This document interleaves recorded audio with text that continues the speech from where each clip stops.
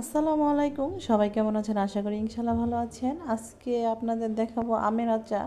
এই সময় আমটা আমি ফ্রিজে রেখেছিলাম, তার জন্য সেই টাটকা আমি আছে। তো আমি কিছু পাতিল আর একটা কড়াই কিনেছি ছোট, তো সেটাতে রান্না করব। তো দেখেন আমি কিন্তু ছাদে চলে আসছি মাটির চুলায় রান্না করার জন্য। আর আমি কড়ার নিচে একটু সরিষার তেলটা দিয়ে দিলাম যাতে কালিটা না হয়, সেই জন্য। তো আমি এখন চুলাটা ধরিয়ে নিব। আমগুলো কিন্তু আমার ফ্রেশই আছে, মানে আমি ডিপ ফ্রিজে সংরক্ষণ করে রেখে রেখেছিলাম। তো প্রায় তো অনেক দিনই হয়ে গেছে আম, কিন্তু কাঁচা আমের সিজন কিন্তু অনেক আগেই শেষ হয়ে যায়। তো দেখেন প্রথমে সরিষার তেলটা দিয়ে দিলাম। ইজিলিভাবে একদম সহজভাবে আপনি এইভাবে যে আচার তৈরি করতে পারেন, বা আপনারা খিচুড়ি অনেক কিছুর সাথে সেটা খেতে পারেন। তো দেখেন আমি কিন্তু এখানে 2টা আস্ত শুকনো মরিচ ফালটা করে দিয়ে দিলাম। তারপর আমি এখানে দিব পাঁচফোড়ন, একটু হলুদ, একটু সস আর একটু মরিচের গুঁড়া দিয়ে আর লবণ দিয়ে আপনার তেলের ভিতরে ভালো করে ভেজে নিব যাতে স্মেলটা আর না থাকে।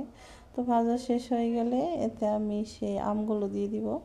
দেখেন একদমই কিন্তু টাটকা আমের মতোই লাগছে। তো আমার আমগুলো অনেক কি সুন্দর ছিল, মানে ভালো ছিল। তো এগুলো আমি নিয়ে আসছিলাম রোজার ঈদের পরে। তো এখন তো আবার রোজা এসে গেছে, তো সেগুলো আমি রেখে দিয়েছিলাম।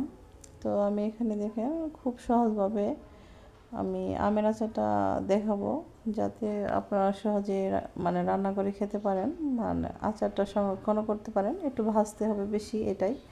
তো এছাড়া কিন্তু আর কোনো কাজ নেই। তারপরে কি নাড়া শুরু করে দিলাম। আমি যেহেতু পানিটা ইউজ করব না, আমি চাচ্ছিলাম যে ভালোভাবে যেন মশলাটা এর ভিতরে যায়।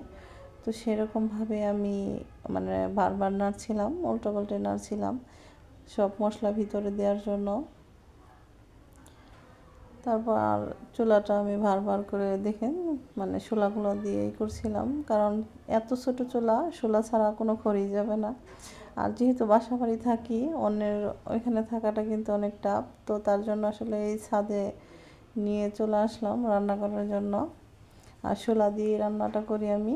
অত যেহেতু ছোট চুলা আর ছোট সবই হাঁড়ি পাতিল, বেশি একটা শোলা লাগে না।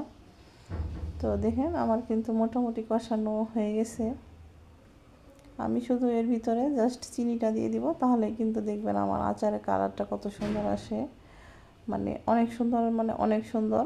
তো এই প্রথম আমি এরকমভাবে আমের আচারটা করলাম। তো খেয়ে সবাই বলল যে না, অনেক মজা হয়েছে। তো আসলে গ্যাসের চুলা আর মাটির চুলার একটা তফাৎ আছে, বলতে হবে এটাই। তো এই চুলাটা অনেকজনই পছন্দ করে। আমি এটা বাড়ি থেকে বানিয়ে নিয়ে আসছি, আমার অনেক ভালো লাগে। তো দেখেন আমার কিন্তু মোটামুটিভাবে প্রায় আচারটা কমপ্লিট হয়ে গেছে। তো দেখছেন কত সুন্দর ফুটি ফুটি উঠছে, আর কড়াইটাও অনেক সুন্দর। দেখেন আমার কিন্তু আচারটা কমপ্লিট।